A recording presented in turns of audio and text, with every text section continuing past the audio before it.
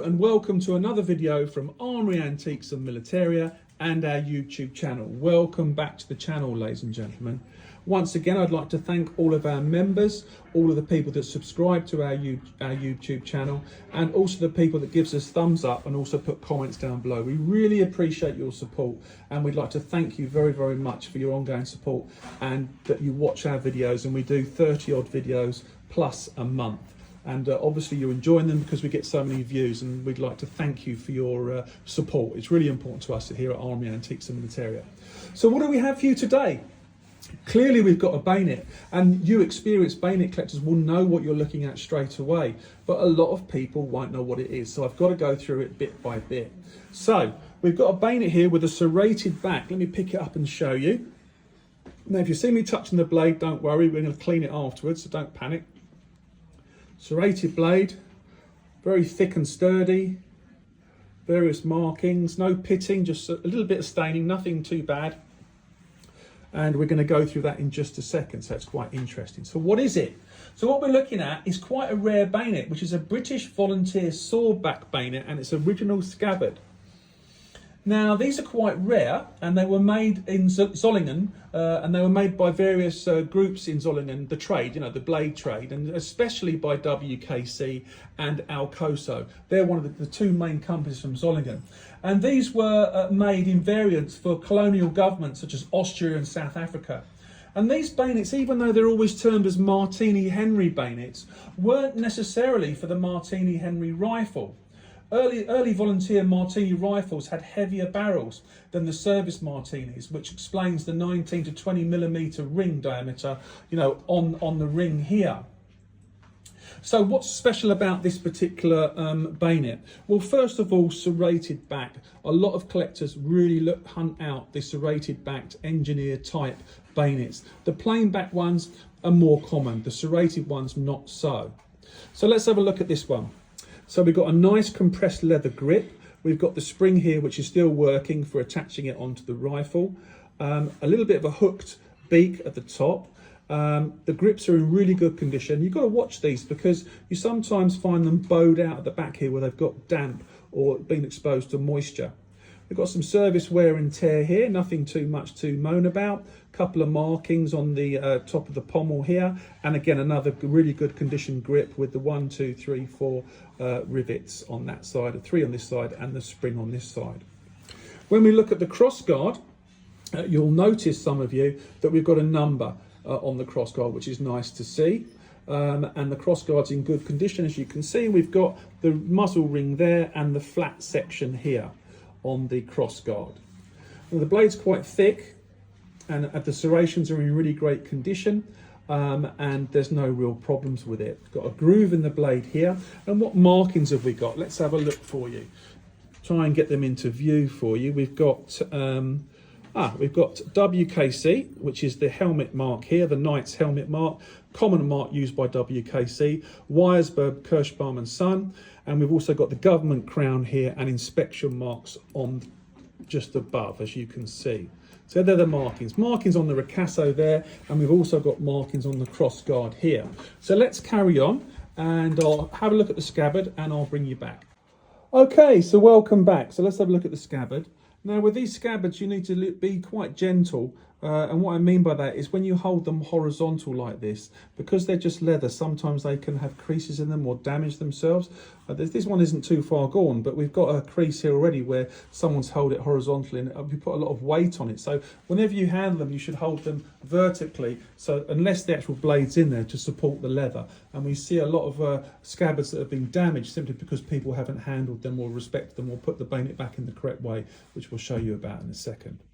Okay, so the scabbard itself, we've got a metal fitting at the top with the button for the frog engraved across there and a little bit of decoration there. This one's got the remnants of some gold on it, and what that simply is where someone's lacquered it back in the day or in the past, and we just left it on there, but it was lacquered originally to preserve it.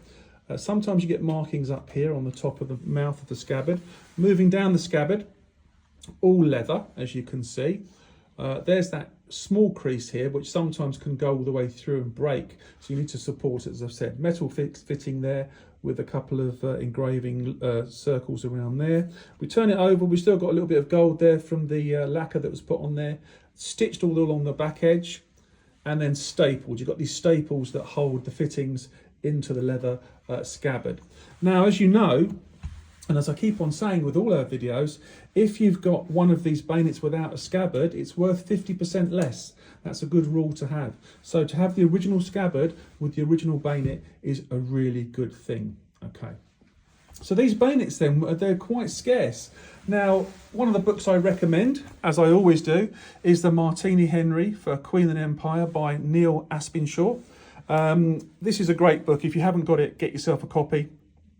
It's well written, well researched, and Neil's a really good guy, and his son is a great guy as well. He comes in the shop all the time. So let's have a look what he says about edged items. There's a whole chapter on the bayonets that were used for the Martini Henry and other guns too.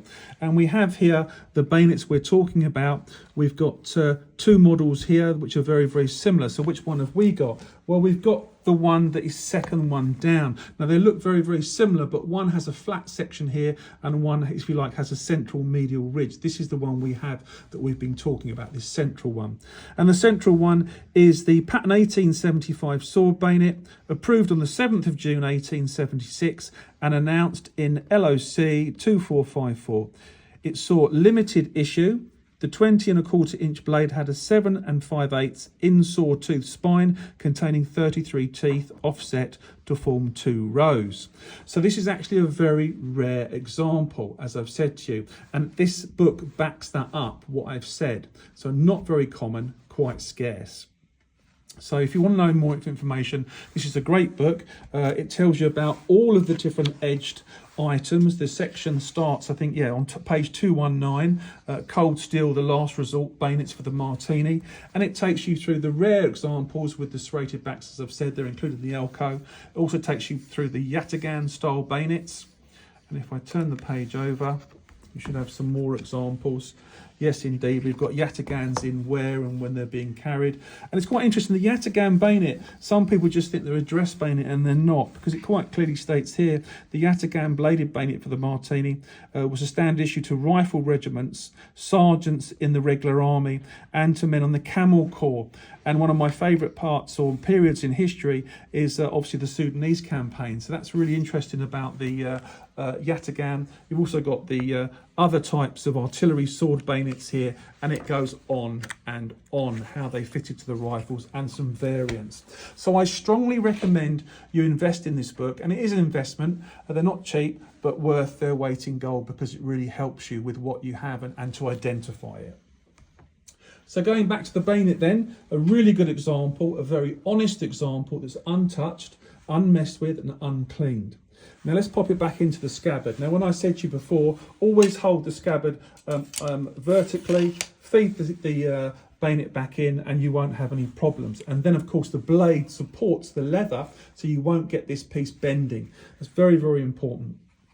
I think this bayonet would look fantastic in a Victorian collection if you're into the Martini Henry or other period guns of that time. And certainly, you know, 1875 was a very turbulent time within the British Empire and around the world. So it really is a bayonet that would tell a story. Well, we hope you've enjoyed this video. Don't forget to subscribe to our YouTube channel. Tell all your friends about our channel and make sure that they subscribe and put our videos out there to share them with the masses. Don't forget to put some comments down below. We like to hear what you've got to say. Any comments, as long as they're not provocative, would be welcome. And subscribe. Tell your friends to subscribe and also give us a thumbs up because it helps with the algorithm to get our videos out there to the masses. But in the meantime, as I always say to you, ladies and gentlemen, stay safe, look after yourselves. We hope you find the objects that you're looking for your collection, and we'll do another video for you either today or tomorrow. Once again, thank you for watching, and we look forward to doing another video for you very, very soon. Thank you.